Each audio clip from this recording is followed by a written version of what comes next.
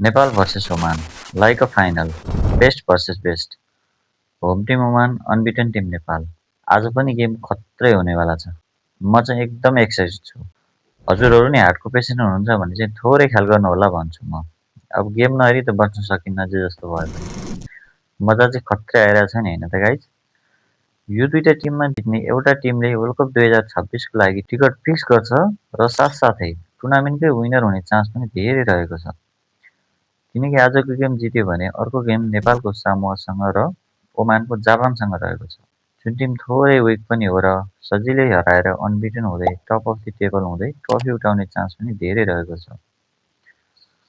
But कुनै team week छैन यो टुर्नामेन्टमा। लेट्स सी के हुन्छ हेर्दै जाउँ। कस्तो हुनु पर्ला त प्लेइङ एक्सै? आउनुहोस् कुरा गरौँ। च्यानलमा नयाँ हुनुहुन्छ भने लाइक सेयर र सब्सक्राइब पनि गर्दै गर्नुहोला।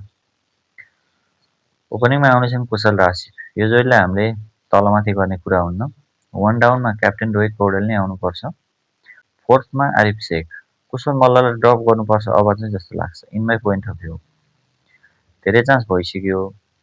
खासै उनले राम्रो इम्प्याक्ट पनि दिन सकेका छैनन्। अब चाहिँ सरी भन्नुपर्छ जस्तो लाग्छ।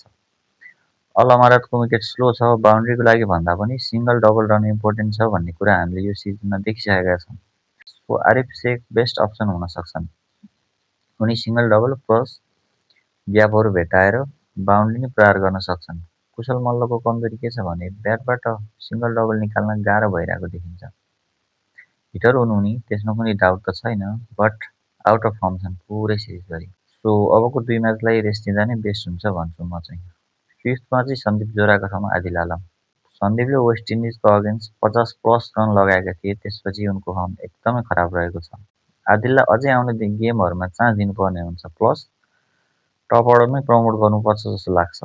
उनको ब्याटिङ क्वालिटी टप विकेटमा टेस्ट गर्न पनि पाउँछौँ। कतारसँगको म्याचमा राम्रो बलिङ पनि गरेका थिए। 6 नम्बरमा दिपेन्द्र सिंह ऐरी।